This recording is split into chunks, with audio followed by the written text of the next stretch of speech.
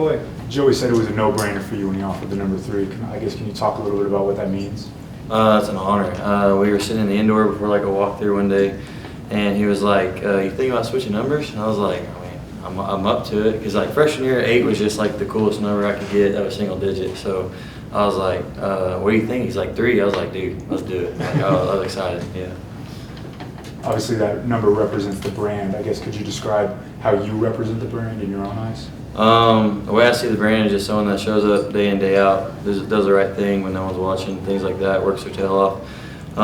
I feel like I do that. I know the coaches think I do that for sure, and so I think it's a good fit. What's been the biggest adjustment for you playing in the slot?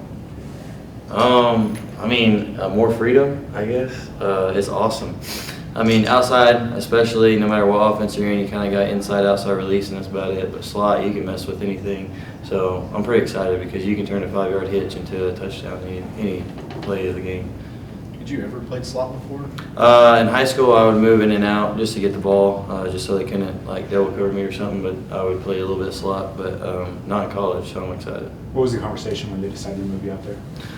It's actually when I talked about it with Kitley a little bit, and I was like, hey, I don't know, that may be an option. And then Leftwich came in, and they got Reggie. I was like, it's a no-brainer. Let's do it. You know what I'm saying? Just like 3. How has Reggie been? Awesome. All the transfers, we get along. It's a good group. It's always risky when you bring in trying to build a culture somewhere, and you bring in new people, but they all get along. They all buy in. So it's awesome. Coy, in December, Joey said that wide receiver was not a position that he would plan to take. Obviously, having Reggie available changed his mind. What do you think he does about Reggie that changed their mind about taking a receiver? We had a couple people leave just to get more opportunities. They have opportunities somewhere else, which you can't blame them because that's just how football is now, especially at the collegiate level. So when they had a guy like Reggie, that's the dog, and he said, hey, we can take him. So it's kind of a no-brainer to get him in here. The most impressive thing about him to you as well? His likability, just being around the guys, things like that. He's a great football player. But yeah, he's a good dude to be around. What type of offensive coordinator is Leftwich?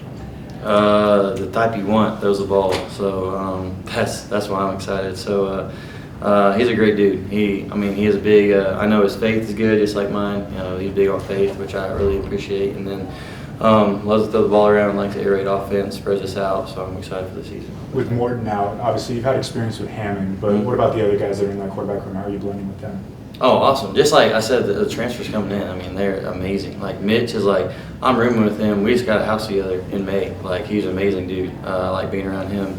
Obviously, Will's going to work his tail off. Mitch is going to work his tail off. Barron's going to work his tail off. So, I don't know, it's a step up in the quarterback room, especially on the competitive side. They get after it. Cole, you obviously have your head coach's trust, him offering you that number 3. What does it mean to step into those shoes and become one of the next leaders of this football team? You got to take it with a little bit of grain of salt. You got to learn from others, things like that.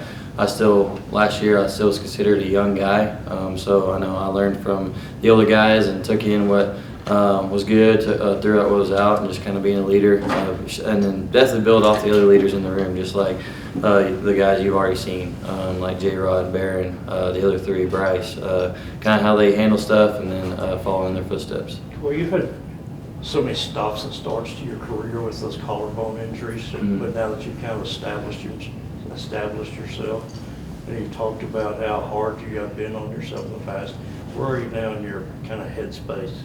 I don't think I'd be the player I am anywhere close if I didn't have the injuries, because the injuries kind of made me slow down. I came in here, I worked so hard that I was getting hurt, and it's just kind of you don't have to work at 100%, 112%, 25/8, you know what I mean? So you get to take care of your body a little bit more, you get to watch film a little bit more, study things like that. And I feel like every time I've been hurt, I've came back way better than I was before. So I think it was a blessing in disguise to get those injuries. Leftwich has had a lot of success scouting quarterbacks. What stands out about Mitch to you?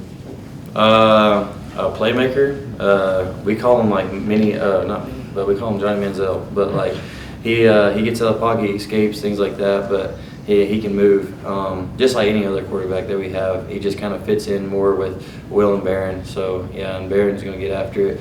I know I kind of feel for him, getting a little injury and not being able to practice. So, but yeah, I mean, he fits in the quarterback room nice. Which of the younger receivers are you kind of looking forward to working throughout with the spring, kind of mentoring them?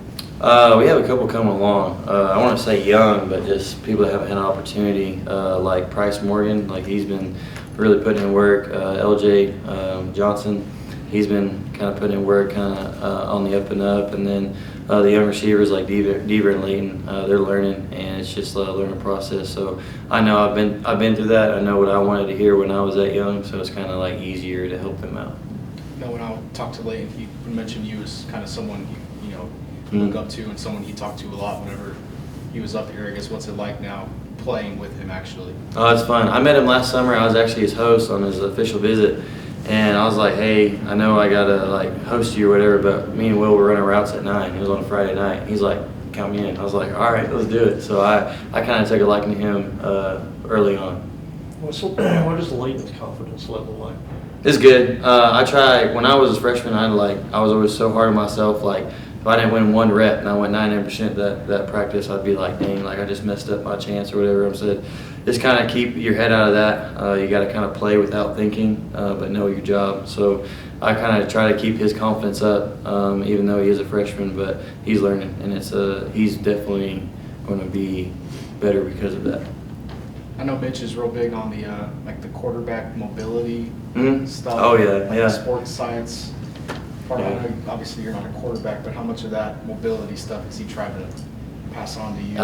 Actually, we were doing like stretches because I always stretch in the training room in the morning, and he was doing all these crazy stretches. I was like, dude, what is going on? He's like, oh, this helps your back, this helps your lats and everything. I was like, all right. And then he actually has a Instagram that's over 10,000 followers over QB. I was like, dude, what the heck? Like, anyways, but yeah, he's kind of showed me some things. Anything else for Coy before we bring up Jacob? All right, thank you, sir.